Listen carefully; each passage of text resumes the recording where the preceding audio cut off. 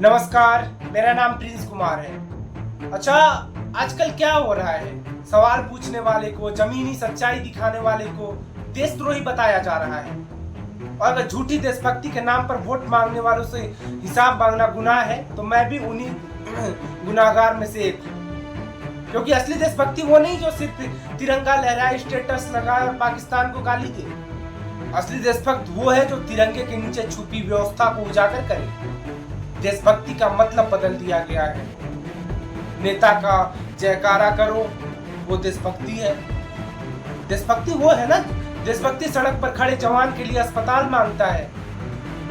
जब कोई गरीब बाहर अस्पताल के बाहर तड़प तड़प के मर जाता है बिना इलाज की वजह से, इलाज ना मिलने की वजह से, तो वो सुविधा मांगता है। देशभक्ति उस किसान के लिए समर्थन मूल्य मांगता है जो देश की पेट भरता है। देशभक्ति है कानून व्यवस्था सही करना, लॉ एंड ऑर्डर फॉलो करवाना, जिसका अमीर लोगों ने और नेता लोगों ने मजाक बना करके रख दिया है। देशभक्ति चमचागिरी नहीं, जिम्मेदारी है। समझना है इस चीज को। देश से प्रेम करने का मतलब है देश के लोगों से प्रेम करना, देश की मिट्टी से, सिर्फ मूर्तियों से नहीं। वो सब भी जरूरी है, लेकिन पहले देश के लोगों से प्रेम करना सीखिए। वो जो सेना के नाम पे वोट मांगते हैं वो बेईमान है। भारतीय चुनाव आयोग ने कई बार कहा है, सेना का नाम लेकर चुनाव प्रचार करना कानूनन गलत है, लेकिन फिर भी यही हुआ। क्या हुआ आपको तो पता है ना। पुलवामा हमले के बाद शहीदों के नाम पर वोट मांगे गए। मतलब क्लियरली वो मांगा नहीं गया कि हाँ शहीद जवानों के नाम पे मुझे वोट दो, बट जो मैसेजिंग का जरिया था ना, उससे पता चलता है कि वो किस मोटिव से वहां बताया जा रहा था। अभी भी ऑपरेशन सिंदूर का प्रचार किया जाता है ना, है कि नहीं? ये माननीय मोदी जी का पोस्टर चिपकाया जाता है और ये पुराना इतिहास रहा है। सर्जिकल स्ट्राइक को लेकर बड़े बड़े पोस्टर लगाए, देखो हमने मारा, हमने मारा। टीवी चैनलों ने युद्ध को फिल्म बना दिया और चैनल का नाम बदल दिया देशभक्ति मोड ऑन। सवाल ये है मेरा, सेना क्या आपके बाप की है जो उसके बलिदान को बेच रहे हैं आप वोट के लिए? और याद रखना, सेना किसी दल की नहीं, भारत की है, भारत माता की।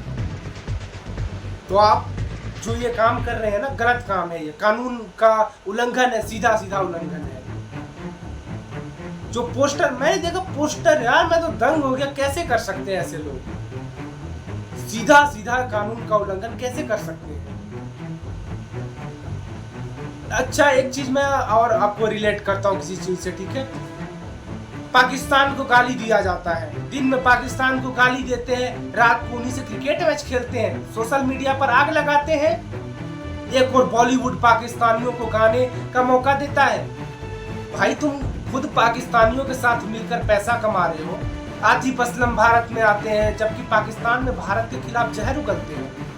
माहिरा खान पाकिस्तान से आती हैं बॉलीवुड में काम करने, लेकिन भारत पर टिप्पणी करने में संकोच नहीं करती। फिर भी उन्हें पैसे कमाने की इजाजत दी जाती है, क्योंकि पैसा आ रहा है ना। और मैं कई ज्ञानियों के मुंह से सुनता हूं कि स्पोर्ट्स अपनी जगह, मूवी अपनी जगह। भाई स्पोर्ट्स अपनी जगह, और यहाँ जो सेना की शहादत है उनका क्यों मजाक उड़ाया जा रहा है? सेना अपनी जगह है, हाँ, अपने युद्ध करने जा रही है, युद्ध लड़ रही है। एक सेना शहीद हो रही है, उसका परिवार तबाह हो रहा है, उसकी कोई रिस्पेक्ट नहीं है। आपके ये स्पोर्ट्स अलग चीज हो गया, देश से बड़ा स्पोर्ट्स हो गया। वहां देशभक्ति मर जाती है जहां पैसा शुरू होता है। IPC 123 representation of people act section 123, ठीक है? धर्म, जाति या सेवा के नाम पर वोट मांगना कानूनन अपराध है, पर हमारे यहाँ नेता इसी को मुद्दा बनाते हैं। ये हथियार बन चुका है। धर्म का नाम है ना। अब तो ये चीज समझ रहे होंगे, अब सबको समझ में आने लगा है। ऐसा नहीं है कि मैं कोई रिसर्च कर रहा हूँ इसके बेस पे, ये सभी जनता जान चुके हैं। धर्म के नाम पे लड़ाना, जात के नाम पे लड़ाना, हिंदी, मराठी, उत्तरी, पश्चिमी, दक्षिणी इतने भाग में बांट दिए हैं। सब अपना अपना एक एक मुद्दा लेके, हम हिंदू सपोर्टर, हम मुस्लिम सपोर्टर। That's wrong. ये सब कानून की उल्लंघन कर रहे हैं और इन पे कोई कार्रवाई नहीं होती है। इस वजह से शर्म आती है। कैसे लोग बैठे हैं इलेक्शन कमीशन में, मतलब इतना आप समझ लो, इन लोगों के द्वारा आईपीसी के धारा, इलेक्शन कमीशन, सबका मजाक उड़ाया जाता है। इनकी सजा 6 महीने से लेकर 3 साल तक की जेल होती है, प्लस जुर्माना अलग से। आईपीसी 505 समाज में घृणा फैलाने वाले भाषण देना जिससे लोग भड़क जाएं, ये दंडनीय अपराध है। आईपीसी 153 है, 2 समुदायों के बीच नफरत फैलाना, वोट के लिए इस्तेमाल करना, जेल और चुनाव लड़ने पर बैन। तो अगली बार कोई नेता बोले हमने सर्जिकल स्ट्राइक कराई तो पूछो कब फौजी तेरी पार्टी की हो गई भाई। आई एम सो सॉरी, ये दिल्ली का लैंग्वेज है जो ना, बट ऐसा यहाँ का कोई मतलब मेरा ये मकसद नहीं था तेरी बोलकर किसी की डिसरिस्पेक्ट करना, बट है ना यहाँ का लैंग्वेज है, तो आई एम सो सॉरी। तो उनसे आप ये पूछना कब ये जो फौजी लोग हैं, हमारे देश के सैनिक लोग हैं, वो आपकी पार्टी की कब हो गए, ये बताइए। पाकिस्तान से लड़ने के लिए हमारी सेना काफी है और हर बार धूल चटाती है, घर में घुस कर मारती है। And proud of Indian army. Pakistan हमारा दुश्मन है और इसका सजा मिलना चाहिए। वो हमारे खिलाफ हमेशा गंदी चालें चलता है, लेकिन ये दुश्मन नहीं है क्या? जो वो शिक्षा बजट घटा रहे हैं, नई शिक्षा नीति आई, उसे लागू नहीं कराया। सरकारी स्कूल की हालत खराब है, कागजों में रिपोर्ट चमकती है लेकिन जमीन पे हालत डरावना होती है। और वो जो अस्पताल की जगह मूर्ति बना रहे हैं, और ये चीज यार मुझे क्लैरिफिकेशन देना पड़ता है हर एक चीज में। अब मेरा मतलब ये नहीं है कि मूर्तियां बना रहे हैं तो मैं मूर्ति बनाने के लिए मना कर रहा हूँ या मैं उसके खिलाफ हूँ, मूर्ति नहीं बनना चाहिए। लेकिन हमारी पहली प्राथमिकता होनी क्या चाहिए, अस्पताल या मूर्ति? मेरे हिसाब से तो अस्पताल है, अब आप खुद सोच लो क्या जरूरी है। गरीबों के लिए सरकारी अस्पताल में इलाज मिलना जंग जीतने जैसा हो गया है। प्राइवेट हॉस्पिटल वाले लूटते हैं और स्वास्थ्य मंत्री जी।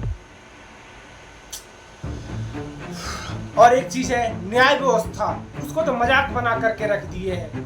गरीबों को न्याय मिलना सपना हो जाता है। कोई दबंग कुछ भी करके चला जाए, वो अत्याचार झेल कर चला जाता है, कुछ नहीं बोलता, ना तो कानून का मदद लेना जरूरी समझता। यहाँ बेटियों का रेप आम बात हो गया है, उनके खिलाफ कोई कड़क एक्शन है? डेटा होगा, आप डेटा निकाल के देख लेना, मुझे एग्जैक्ट डेटा नहीं याद है, लेकिन है बहुत डरावना डेटा है, जो कि ये सीधा सीधा उन लोगों को नंगा करता है जो बोलते हैं, जो क्या बोलते हैं, तब बेटी को हम लोग प्राथमिकता देते हैं ना, लड़कियों को। लेकिन इस रिपोर्ट देख करके क्या पता चलता है? ये रिपोर्ट देख करके शर्म आती है, ये रिपोर्ट देख करके कि भारत जैसे देश में जहां बेटियों को और लड़कियों को देवी का दर्जा दिया गया है, उस देश में क्या हालत है।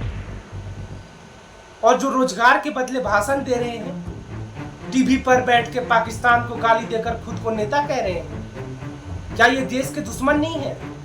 हमारे देश में बहुत ऐसे नेता हैं जो कि अच्छा काम कर रहे हैं अपने क्षेत्र में, जैसे नितिन गडकरी सर, और कई भी हैं नेता, सब कोई खराब नहीं है। जिनकी तारीफ बनती है उनकी करूंगा, दिल खोल कर करूंगा, इसमें कोई झिझक वाली बात नहीं है। लेकिन जो दुश्मन है वो है, इसमें मैं चापलूसी भी नहीं कर सकता किसी का। मैं मतलब नितिन गडकरी सर के बारे में मैं नेक्स्ट टॉपिक पे वही वीडियो होगा मेरा, अगर आपको जानना तो कमेंट करके बताना। हालांकि उनके नीचे जो है ठेकेदार, मंत्री, उनके वजह से उनका थोड़ा बहुत जो नाम खराब होता है वो होता है, उन पे थोड़ा ध्यान देने की जरूरत है।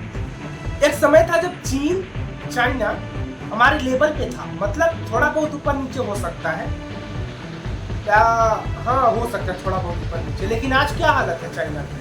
चाइना की जीडीपी आज 18 ट्रिलियन और डेवलपमेंट मुझे नहीं लगता बताने की जरूरत है। भारत की जीडीपी क्या है वो तो पता है ना सबको। क्यों, क्या रीजन हो सकता है? चीन ने पढ़ाई, विज्ञान, फैक्ट्री, टेक्नोलॉजी, इंफ्रास्ट्रक्चर, इन सभी चीजों पे ध्यान दिया। और एक चीज, अपने यहाँ की जनसंख्या को देश पे बोझ नहीं बनने दिया, बल्कि उससे क्या किया, उसने उसे स्किल्ड लेबर बना करके, स्किल्ड सारे कामों में स्किल्ड बनाकर प्रोडक्शन हब बन गया। वो पूरी दुनिया में सामान बेचता है। खैर ये टॉपिक से अलग जा रहे हैं हम, और अगर आपको जानना है तो कमेंट कीजिए, मैं बताऊंगा इस टॉपिक पे। भारत ने क्या किया, वोट बैंक, धर्म, नफरत और रैली पर ध्यान दिया, और आज ये बहुत इतना लेवल पे आगे बढ़ गया है कि अब लोग खुलेआम करते हैं इसको। हर शहर को इंडस्ट्रियल हब बनाया, वहाँ स्कूल और साइंस पर खर्च हुआ ज्यादा, मतलब स्कूल भी कैसा जहाँ स्किल्ड बेस्ड पढ़ाई होती हो ना, जो नेशनल एजुकेशन पॉलिसी 2020 है हमारी। यहाँ कोई काम अगर चाहती है ना गवर्नमेंट अच्छा से हो, राज्य सरकार या कहीं ना कहीं कोई बाधा बन के खड़ा हो ही जाता है, नहीं हो पाता है काम। और क्या होता है, अगर कोई बोलो तो दिखा दो, तुम निगेटिविटी दिखा रहे हो कि देखो दिल्ली में कितना डेवलपमेंट हो रहा है, मुंबई में कितना डेवलपमेंट हो रहा है, कर्नाटक में कितना, किसी इंडिविजुअल एक दो जगह का डेवलपमेंट दिखा के उसको पूरे देश का मतलब फेस तैयार कर दिया जाता है। भाई देश में सिर्फ यही 5-6 स्टेट और राज्य तो नहीं है ना, और शहर तो नहीं है ना, देश मतलब ये 26, 27, 29। यार मैं इतना छोटा सवाल पूछ जाता हूँ, इतना छोटा चीज देश में तो है ना, इतने सारे राज्य, सब जगह वो चीज क्यों नहीं पहुंच रहा है? तो इस पे तो इन्वेस्टमेंट करना होगा। आपको एक चीज और बता दो ना, यहाँ जितना समय फाइल बेंच पे सड़ती है ना, उतना टाइम में वहाँ प्रोजेक्ट रेडी हो जाता है। खैर वीडियो काफी लंबा हो गया है, और ये वीडियो किसी भी धर्म के खिलाफ नहीं है, मतलब मैंने बीच में कभी धर्म का जिक्र किया है बीच में, तो ये नहीं है कि मंदिर मस्जिद मत बनवाओ या फिर पूजा मत करो, मेरा उससे कोई लेना देना नहीं है। आपकी धर्म में आस्था है, आप करो, कोई दिक्कत नहीं है, क्या दिक्कत है? मेरी भी धर्म में आस्था है, मैं भी पूजा करता हूँ। लेकिन राजनेताओं का तो ये काम नहीं है ना। आपका जो काम है, आप जो काम करके वोट बैंक बना सकते हो वो काम कीजिए। आप जनता को मत लड़ाइए आपस में, धर्म के नाम पे, भाषा के नाम पे, उत्तरी पश्चिमी दक्षिणी जात पात इतना जगह से तोड़ दीजिएगा, कोई मिलके आवाज नहीं उठाने पाएगा, ये गलत चीज है। आप ईमानदारी से काम कीजिए, वोट बैंक नहीं, आपके लिए पूरा का पूरा देश खड़ा होगा एक साथ। तो धन्यवाद।